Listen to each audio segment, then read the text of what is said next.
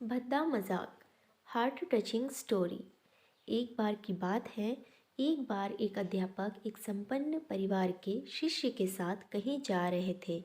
तो उन शिष्य को कुछ मजाक सूझी, क्योंकि उसको रास्ते में किसी गरीब मजदूर के जूते दिखाई दिए।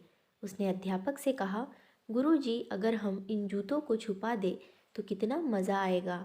देखते हैं कि मजदूर पर इसका क्या असर पड़ता है।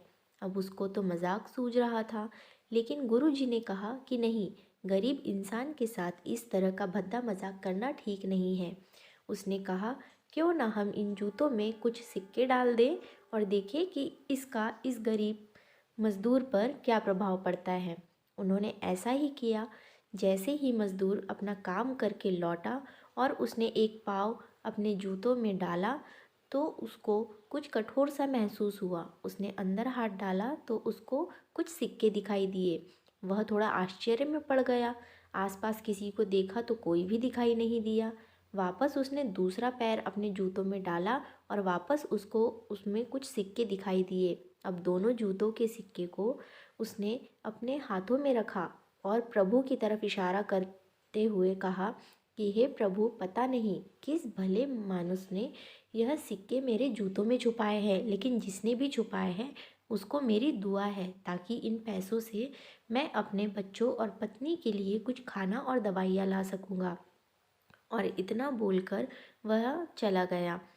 इस बात को शिष्य और अध्यापक दोनों सुन रहे थे। अब अध्यापक ने शिष्य से पूछा कि अब तुम बताओ कि तुम्हें कैसा महसूस हुआ, तुम्हारी पहले वाली मजाक या मेरा यह तरीका। तो उसने कहा कि गुरुजी, मैं आपसे क्षमा चाहता हूँ। अब मुझे समझ आ गया है कि सच्ची खुशी किस चीज़ में है।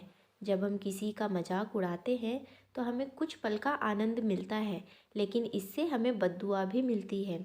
लेकिन अगर हम किसी की मुश्किल परिस्थिति में मदद करते हैं और जिसकी भी हम मदद करते हैं उसको भी पता नहीं कि हमने उसकी मदद की है, लेकिन अंदर ही अंदर हमें पता है कि हमने उस इंसान की मदद की है, यही सच्ची खुशी है। जब हम दूसरों को खुशी देते हैं तो हमें सच्ची खुशी मिलती है। इसलिए छोटी सी क्यों ना हो, मदद करते रहिए और दान करते रहिए। जिसके भी आप काबिल हो, जितना भी आपसे बन पड़े, दान करें, लेकिन दान ज़रूर करें। इसका मतलब यह नहीं है कि आपको कंपलसरी या अनिवार्य रूप से इतने रुपए दान करने ही चाहिए, क्योंकि हर किसी की ज़रूरत अलग अलग हो सकती है। अगर आप किसी को पैसे का दान नहीं कर सकते तो कम से कम चीज़ों का दान तो कर ही सकते हैं। मुझे पूरी उम्मीद है कि यह स्टोरी आपको अच्छी लगी होगी।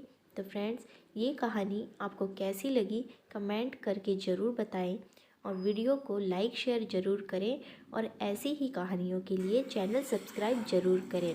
और मराठी स्टोरीज़ के लिए मेरे चैनल चित्रा वॉइस को सब्सक्राइब ज़रूर करें।